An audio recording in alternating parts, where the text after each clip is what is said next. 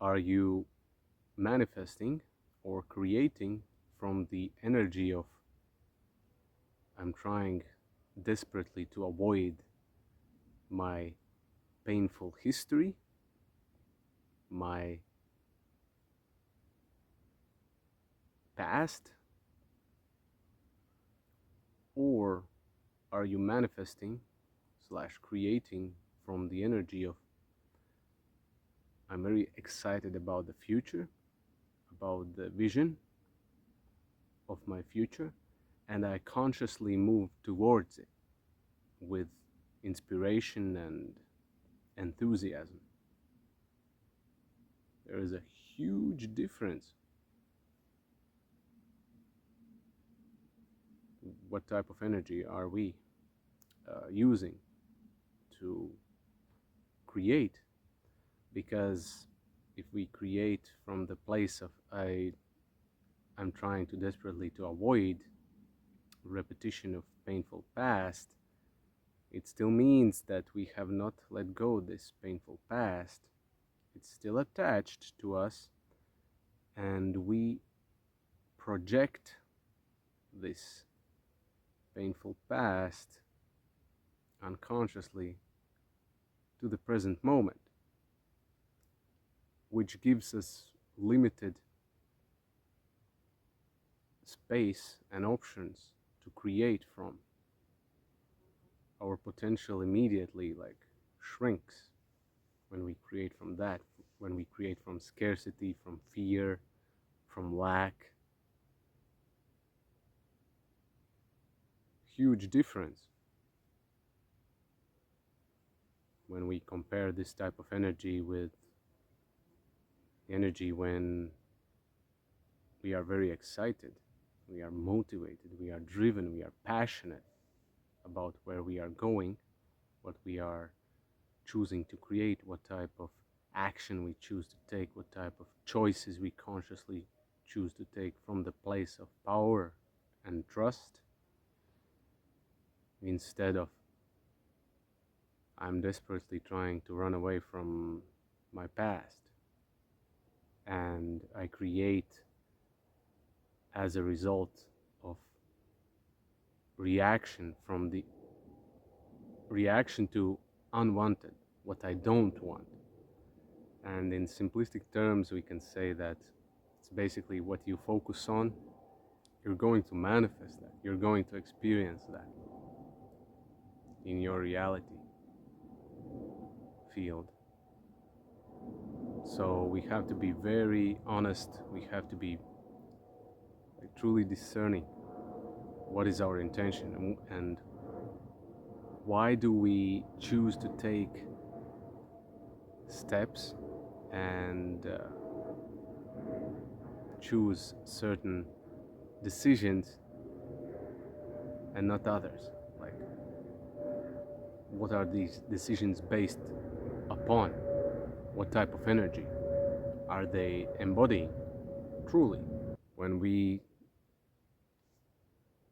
create from the place of I want to like get rid of this painful past and never experience that again, yet we are dragging it along with us. This energy is very heavy, very dense. It's not high vibration, so it's very difficult to create it with it, and it requires a lot more effort to get some kind of result, and in the end the results may not be still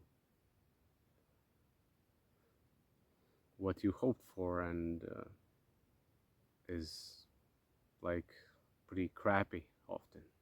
And I think a very powerful analogy uh, was shared by Peter Crone, who um, also shared this distinction.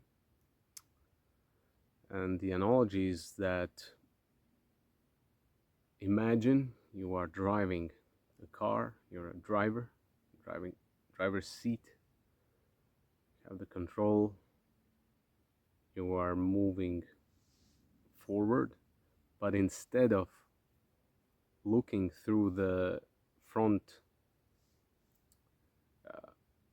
window, windshield. Uh, Instead, you look at the rear um, rear window or mirror, or you basically look not what is in front of you when you drive, but you look what is behind you, trying to avoid them, run away from them. Basically, you're looking at the back, seeing if they are catching up on you, which can be very dangerous because if you don't look front of the road but looking in the back, you don't see what's in front of the road, and then, I mean, there can be a collision, or you may miss what's in front of you, also in forms of opportunities.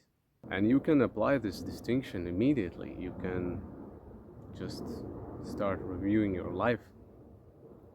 What are some of the most challenging situations that you are right now in? Finding yourself. If it is a job that you don't like, a relationship or something else, and you only stay there because of the fear, then that gives a strong clue that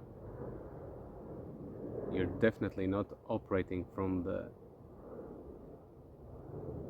more powerful state of being and consciousness, and yeah, you're basically underperforming, and you could create a much more enjoyable reality for yourself.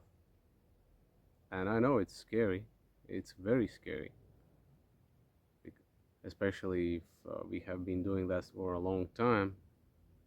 It becomes familiar, we get attached to it, and then it's like suddenly to say no to that can feel like a death. And then the survival patterns and mechanisms start to kick in, and like trying to prevent us from the change and moving away from that. It is what it is.